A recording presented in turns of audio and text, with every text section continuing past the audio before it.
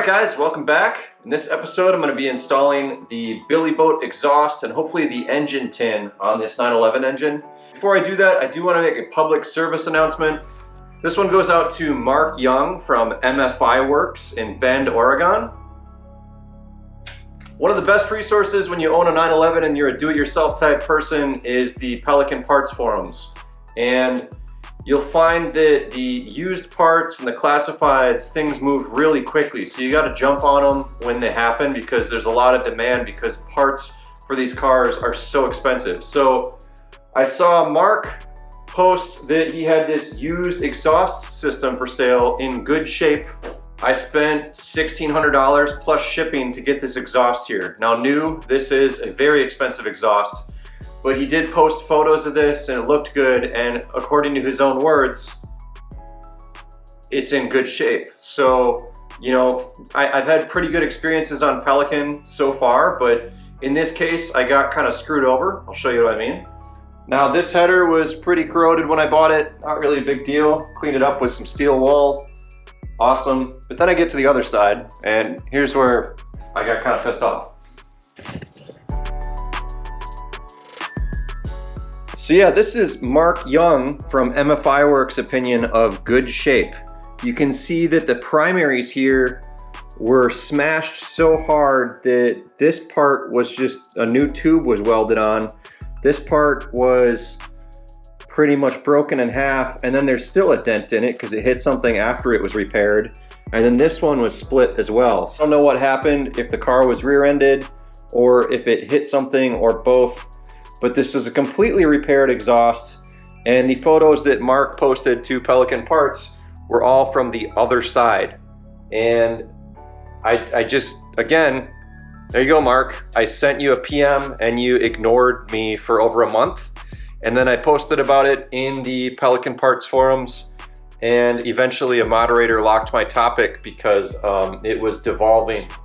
But you know what? I guess we're just gonna learn from this and never trust anyone ever again.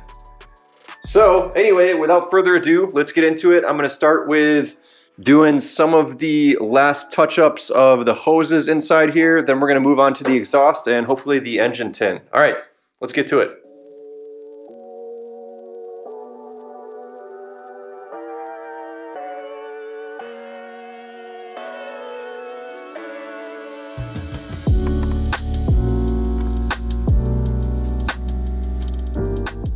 So now I want to mount the exhaust because the next thing I want to do is get this off the engine stand and on the ground so I can start trying to figure out how to mount it to the transmission. Before I do that, I just wanted to talk about the exhaust a second. So this is again the B&B or Billy Boat exhaust, and it's a monster exhaust. You can see the diameter 1.75, let's see what that is in millimeters here, 40 millimeter primaries. And this is for a big motor. It's too big for this thing. Maybe it's gonna idle terrible, I don't know. But you can see that my primaries here, instead of being 40, they are 38, 37. So there's gonna be a step, which probably means at low RPMs, this engine will not run great. I have these though, they're better than what I had, and maybe the gains up top will make up for it. The other issue I was having is that these are the longer head studs for the thick flange exhaust. These are thin flange exhausts. So I cut up that aluminum tubing.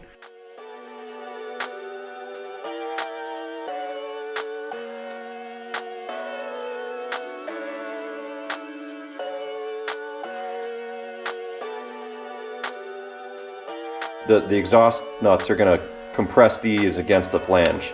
So yeah, let's go ahead and install this. I'm excited to see what this looks like.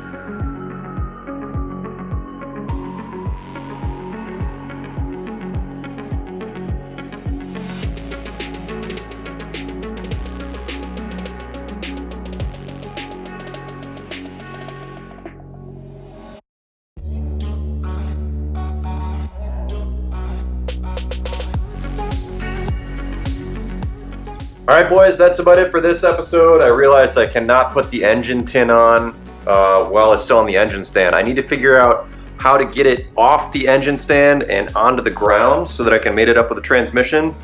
And then it's time to shove this thing back under there and see if it still works. So stay tuned for that. Thanks for watching. Leave a comment and a like if you learned anything.